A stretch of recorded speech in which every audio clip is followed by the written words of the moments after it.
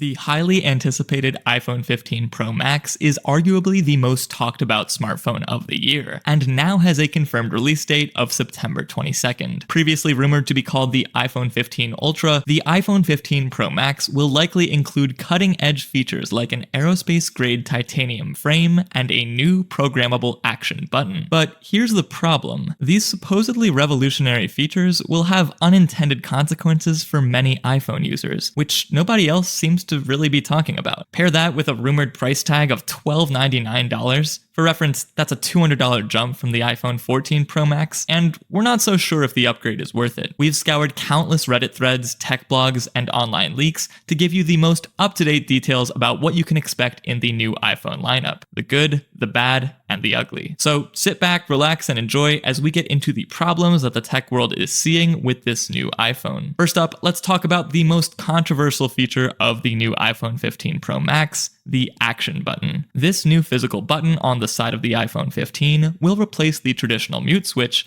and can be customized to perform a variety of tasks, from launching specific apps to activating Siri. There's a similar feature on the Apple Watch Ultra. The action button is intended to offer a new level of customization to your iPhone experience, but it might just end up adding a new level of headache. The biggest problem we see with the action button is that just like any other major interface change, it will cause frustration with loyal iPhone users, as we'll have to unlearn habits we've been doing automatically for years to learn new ones. The most problematic example is how the physical mute button is being fully replaced. Muting your iPhone has been straightforward and intuitive for years now. Before the iPhone 15 Pro Max, you could mute your phone while it's in your pocket without even looking at it. Muting your phone with the new user interface might force you to unlock your phone and navigate through a few button presses. This would make it much more difficult to quickly mute your ringer as it's going off in your pocket during an important event, for example. And let's be honest for a second here, is it really that hard to get to the camera or flashlight with an iPhone 14? Many tech enthusiasts really think this new button is just a solution in search of a problem, and we're really inclined to agree here. Also, programming the button might be a headache. It depends how Apple goes about it, but making use of this button might demand a level of technical understanding or just patience and time that many of us don't have. You might need to navigate through multiple settings menus just to set up a single function. If you're not particularly interested in spending a bunch of time fiddling with this, setting up the action button could turn into a time-consuming and frustrating process. But dialing, or accidental activation, is another concern with the action button. Accidentally activating this button could just be a minor annoyance, but depending on what you have programmed, it could easily cause you to accidentally turn on your flashlight and drain your battery, or even share your conversations accidentally if you've programmed the rumored new walkie-talkie function. The potential for such problems has been a point of discussion on platforms like Reddit, and it's a concern that you should be aware of if you're considering upgrading to the iPhone 15 Pro Max. The iPhone 15 lineup is making headlines not just for its new features, but also for its aesthetic changes. One of the most talked about shifts is the transition from a stainless steel frame to a titanium one. Titanium is known for its lightweight and high-strength properties, making it a seemingly obvious choice for an iPhone. But let's not get carried away by the allure of titanium just yet. Firstly, the weight. Titanium is lighter than stainless steel, which could make the iPhone 15 Pro Max easier to carry around. But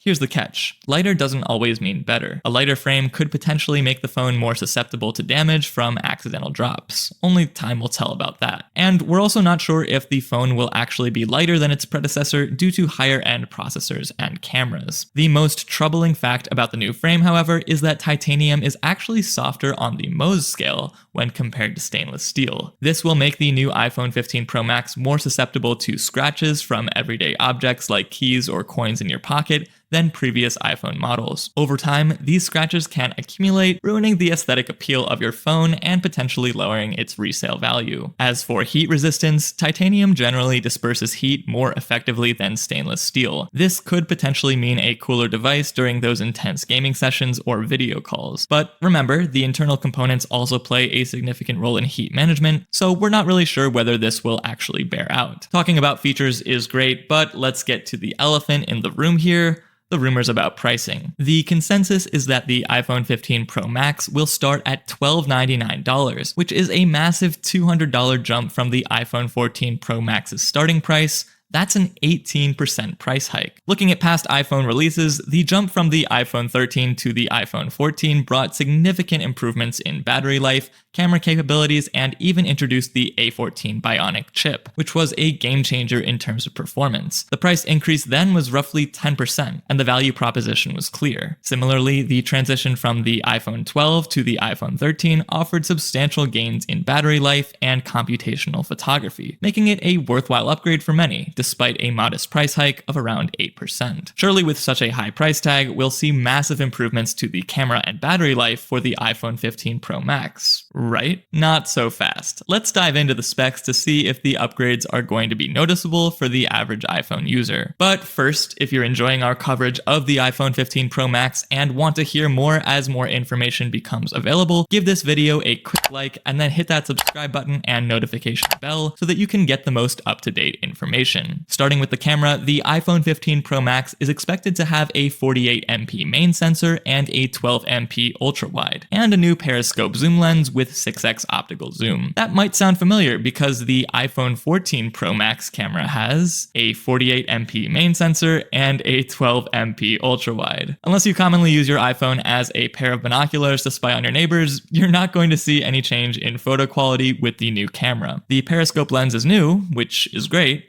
but the question we should be asking ourselves is whether that 6x optical zoom is really worth $200. Moving on to battery life, the iPhone 15 Pro Max is rumored to have a 4852 mAh battery, a modest increase from the iPhone 14 Pro Max's 4323 mAh. In real-world terms, this could be translated to maybe an extra hour of screen time per charge, but this isn't an especially convincing argument to drop $1,300 on a new iPhone either. And finally, we need to cover the end of Lightning cables. The iPhone 15 Pro Max is rumored to finally make the leap to USB charging, a move largely influenced by EU regulations pushing for a universal charging standard. While this change does bring Apple in line with other tech giants, it's not without its drawbacks. You'll have to swap out all of your existing phone chargers. If you have one in your car, bedroom, kitchen, office, etc., this could get pretty expensive pretty quickly. And if you're thinking you can just use your MacBook or other laptop chargers for your iPhone, think again. These chargers actually deliver higher wattage than what an iPhone can handle, which means that using a laptop charger could harm the iPhone 15 Pro Max's battery over time, reducing your battery life significantly long term. This worry is further validated by Apple's Made for iPhone program, which will likely extend its reach to the new